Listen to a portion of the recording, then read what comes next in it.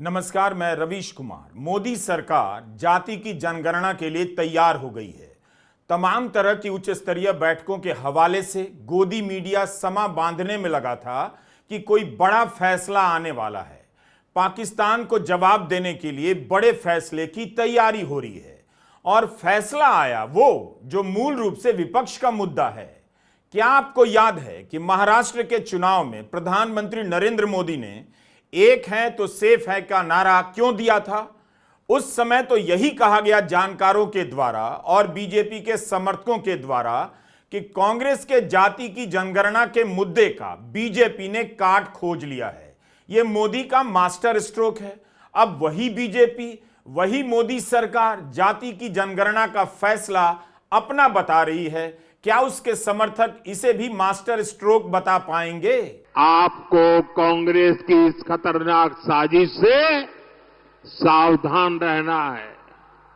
आपको याद रखना है, एक है तो सेफ है, एक है तो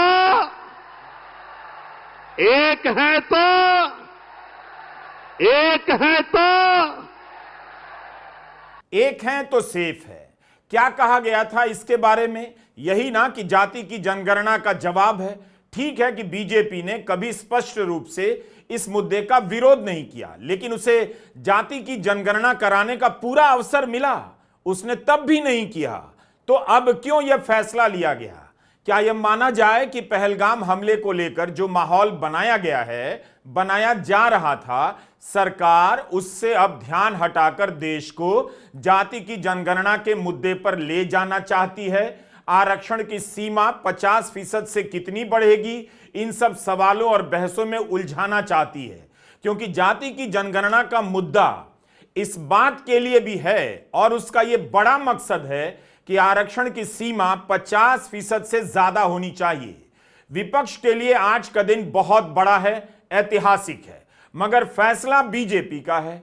क्या बीजेपी जाति की जनगणना की झिझक से बाहर आ गई है? अब वो आरक्षण की सीमा 50% से ज्यादा कराने का समर्थन करेगी? कई सारे सवाल सामने आ रहे हैं। इस वक्त मोदी सरकार ने यह फैसला क्यों किया? पहलगाम हमले के संदर्भ में इसकी व्याख्या कैसे की जाए? सरकार को भी पता है कि विपक्ष इस फैसले का स्वागत करेगा ही, क्योंकि उसका मुद्दा है। बीजेपी के समर्थक इंतजार कर रहे थे प्रधानमंत्री मोदी कोई एक्शन लेंगे, उनमें फिर से महानायक की छवि भरी जाएगी और प्रधानमंत्री मोदी फैसला क्या लेते हैं? वो फैसला जिसका संबंध राहुल गांधी से है। राहुल गांधी संसद के भीतर, संसद के बाहर, देश के किसी भी कोने में अपना भाषण जाति की जनगणना को लेकर ही देते हैं। विदेश के दौरे पर भी उनका भाषण जाति की जनगणना से भरा होता है। ब्राउन यूनिवर्सिटी के कार्यक्रम में भी राहुल गांधी ने इसकी बात की। ठीक है कि तेजस्वी यादव ने भी इस मुद्दे को उठाया। नीतीश कुमार के साथ गठबंधन में रहते हुए थोड़े समय में ही जाति की जनगणना करने वाला राज्य बिहार बना।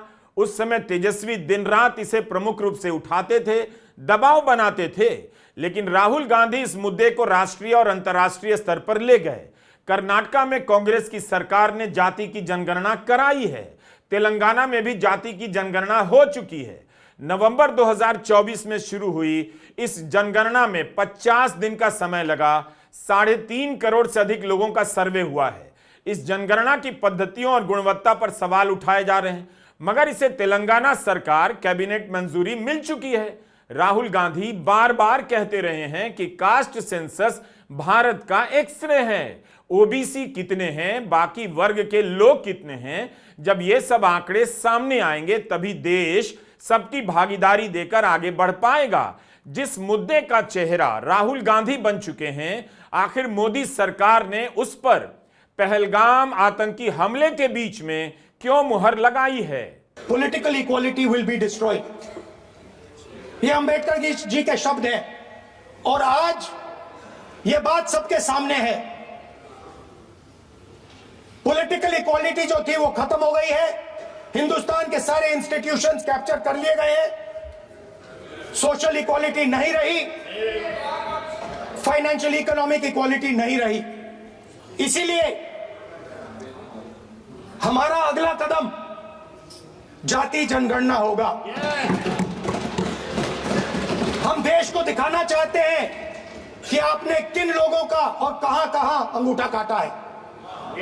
हम दलितों को, आदिवासियों को, पिछड़ों को, किसानों को, मजदूरों को दिखाना चाहते हैं कि आपने किस किस का अंगूठा काटा है। इसलिए जो मैंने वायदा किया था, इसी हाउस में यहां हम कास्ट सेंसस लागू करेंगे और उसके बाद हिंदुस्तान में एक नए तरीके का विकास होगा, एक नई तरीके की राजनीति होगी। जो मैंने पहले कहा था, जो आपको अच्छा नहीं लगता है, 50% रिजर्वेशन, उस दीवार को हम यहां तोड़ेंगे। 50% रिजर्वेशन की दीवार और जाति जनगणना हम यहां करा के दिखाएंगे। आपको जो कहना है कर लो। ऐसा कहां होता है कि नेता प्रतिपक्ष के तौर पर राहुल गांधी दावा कर रहे हैं कि जाति की जनगणना होकर रहेगी, विपक्ष में रहकर गारंटी राहुल गांधी दे रहे हैं, और उसके 10 महीने बाद मोदी सरकार जाति की जनगणना का फैसला लेती है। राजद सांसद मनोज झा का भी एक बयान याद आता है। हंस के कार्यक्रम में उन्होंने कहा था, यही सरकार जाति की जनगणना कराएगी। पिछले 10 साल में पहली बार है जब विपक्ष के नेता सरकार को फैसले के लिए मजबूर कर रहे हैं। राहुल गांधी का बयान हमने आपको पहले क्यों सुनाया? इसकी एक वजह है, क्योंकि आज जब केंद्रीय मंत्री अश्विनी वैष्णव प्रेस कॉन्फ्रेंस करने आए तो उन्होंने कहा कि कांग्रेस ने सदा जाति की जनगणना का विरोध किया है। आप सभी जानते हैं कि राहुल गांधी बार बार जाति की जनगणना के सवाल को उठाते रहे हैं। बिहार में जाति की जनगणना जिस सरकार ने कराई, उसमें नीतीश कुमार की पार्टी के अलावा आरजेडी और कांग्रेस भी सहयोगी थी। 2023 में जाति की जनगणना के बाद आरक्षण की सीमा 50% से अधिक की गई। बिहार सरकार ने 65% आरक्षण कर दिया। इसके अलावा 10% आर्थिक रूप से कमजोर वर्गों के लिए हुआ। यही नहीं, कांग्रेस की कर्नाटक सरकार ने जाति की जनगणना का काम पूरा कर लिया है। तो अब अश्विनी वैष्णव के कहने का क्या मतलब है कि कांग्रेस हमेशा से विरोध में रही है? वो ये बात कैसे कह सकते हैं? साथियों, आप सब जानते हैं कि कांग्रेस की सरकारों ने आज तक जाति जनगणना का विरोध किया है। आजादी की बाद की सभी जनगणनाओं में जातियों की जनगणना नहीं की गई। 1947 के बाद से अगर देखें, वर्ष 2010 में तत्कालीन प्रधानमंत्री दिवंगत डॉक्टर मनमोहन सिंह जी ने लोकसभा में आश्वासन दिया था कि जाति जनगणना पर कैबिनेट में विचार किया जाएगा। तत्पश्चात एक मंत्रिमंडल समूह का भी गठन किया गया था, ग्रुप ऑफ मिनिस्टर, जिसमें अधिकांश राजनीतिक दलों ने जाति आधारित जनगणना की संस्तुति की थी।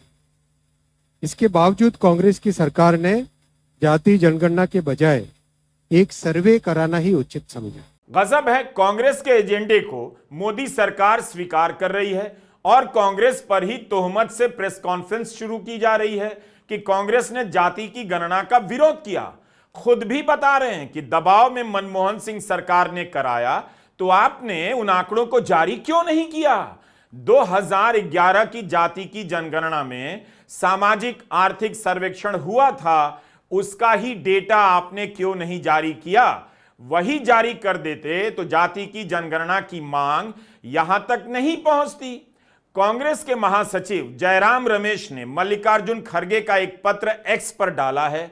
यह पत्र 16 अप्रैल 2023 को लिखा गया था प्रधानमंत्री नरेंद्र मोदी को कि जाति की जनगणना कराइए। इस पत्र में यह भी लिखा था कि 2011 में जो सामाजिक आर्थिक सर्वेक्षण हुआ था, उसका डेटा अभी तक जारी नहीं किया गया। 2 साल पहले का पत्र है और उस पत्र में मल्लिकार्जुन खड़गे लिख रहे हैं कि जबकि हम मई 2014 से मांग कर रहे हैं 2011 का डेटा जारी कीजिए, लेकिन मोदी सरकार ने अनसुना कर दिया। आज तक वो आंकड़ा जारी नहीं हुआ।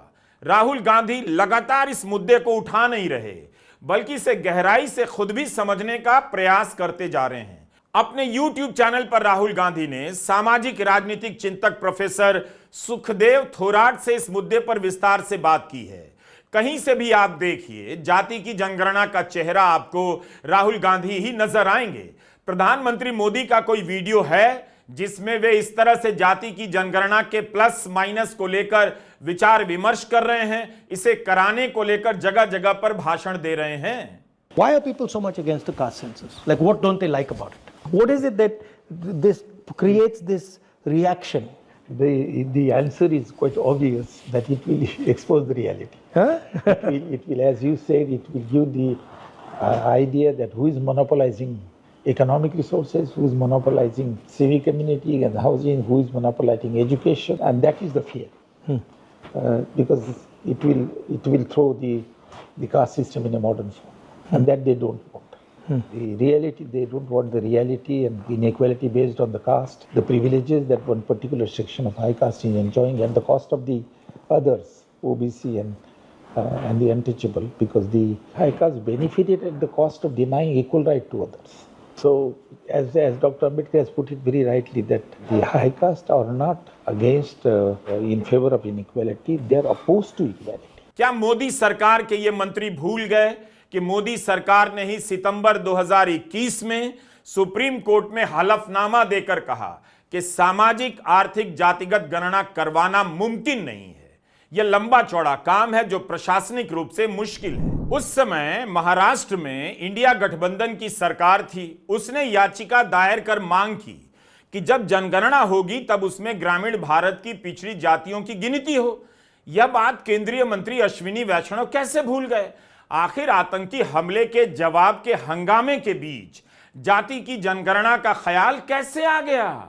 इस सवाल का जवाब अभी तक देश नहीं जान पाया है। आज दिनांक 30/4/2025 के दिन प्रधानमंत्री श्री नरेंद्र मोदी जी के नेतृत्व में राजनीतिक विषयों की कैबिनेट समिति ने यह निर्णय लिया है कि जातियों की गणना को आने वाली जनगणना में सम्मिलित किया जाए। यह इस बात को दर्शाता है कि वर्तमान सरकार देश और समाज के सर्वांगीण हितों और मूल्यों के लिए प्रतिबद्ध है। जैसे कि पहले भी जब समाज के गरीब वर्गों को 10% आरक्षण का प्रावधान किया गया, तब भी समाज के किसी घटक में तनाव उत्पन्न नहीं हुआ। हमें पता है आप ही नहीं पूरा देश सदमे में होगा कि मोदी सरकार के किसी और फैसले का इंतजार हो रहा था, लेकिन ऐसा फैसला आता है जिसका संबंध विपक्ष की राजनीति से है और जिसका चेहरा राहुल गांधी और तेजस्वी यादव हैं, अखिलेश यादव हैं। अचानक जनगणना और उसी के साथ जाति की जनगणना का फैसला क्यों हुआ?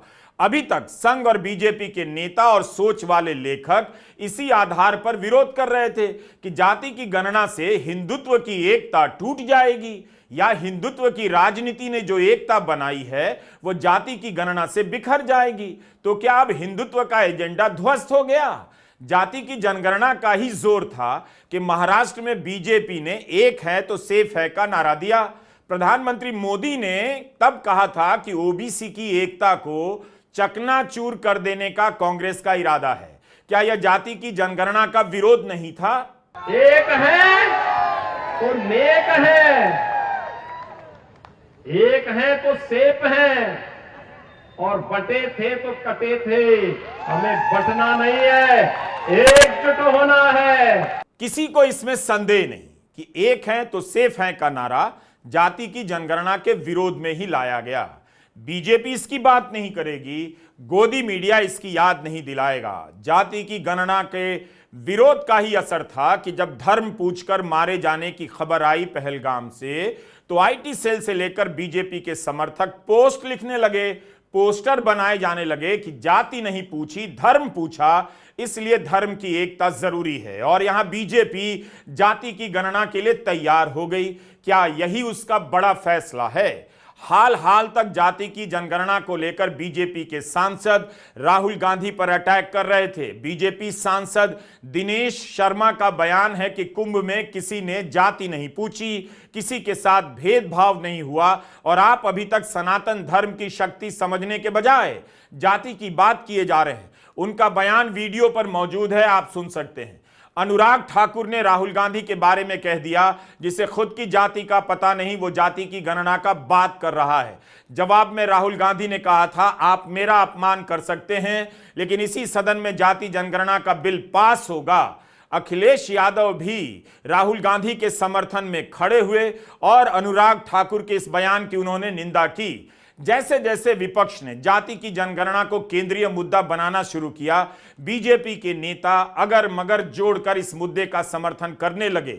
लेकिन पिछले 3 साल में बीजेपी ने, मोदी सरकार ने इसे लेकर कोई कदम नहीं उठाया। 2023 नवंबर में जब अमित शाह से पूछा गया जातिगत जनगणना पर उनका क्या मत है, तब उन्होंने कहा बीजेपी इसके विरोध में नहीं रही है, लेकिन इसे लेकर बहुत सोच समझकर फैसला लिया जा सकता है। उस समय लोकसभा चुनाव के 6 महीने रह गए थे। 1 साल बाद सितंबर 2024 में अमित शाह ने कहा जनगणना बहुत जल्द होगी, जाति जनगणना की घोषणा का इंतजार कीजिए। और घोषणा होती है कब? अप्रैल 2025 में, तब जब देश पहलगाम पर कड़े फैसले का इंतजार कर रहा था। तब जब आपने जनगणना की तारीख और महीने का ऐलान तक नहीं किया, सिर्फ इतना कहा कि जब होगी जनगणना तब जाति की जनगणना भी होगी। इसकी घोषणा करनी थी तो आपको बताना था जनगणना कब से होगी, जो 2020 में ही हो जानी चाहिए थी। अभी तक इसकी घोषणा नहीं हुई और अचानक आकर कहा जाता है कि जाति की जनगणना होगी। इसीलिए इस फैसले पर संदेह हो रहा है। हिंदू बिजनेस लाइन की यह रिपोर्ट देखिए कि बजट में जो पैसा दिया गया है उससे नहीं लगता कि इस साल भी जनगणना होगी। 1500 करोड़ से घटाकर 570 करोड़ कर दिया गया इस बार के बजट में। क्या मंत्री जी को लगता है कि यह सब याद नहीं दिलाया जाएगा?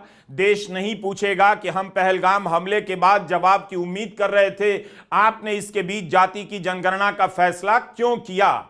इसका मतलब है कि इस बीच ही आपने फैसला लिया। अगर आपने पहले फैसला लिया होता तो बजट में सेंसस का पैसा 1500 करोड़ से घटाकर 570 करोड़ नहीं करते। एक बात स्पष्ट कर देना चाहता हूं, जाति की जनगणना होनी ही चाहिए थी, पहले भी हो जानी चाहिए थी, अब भी होनी चाहिए थी, क्योंकि देश की सच्चाई जानने का यह सबसे बड़ा आईना है। इसे लेकर जिस तरह की भ्रांतियां फैलाई जा रही हैं, उससे डरने की कोई जरूरत नहीं।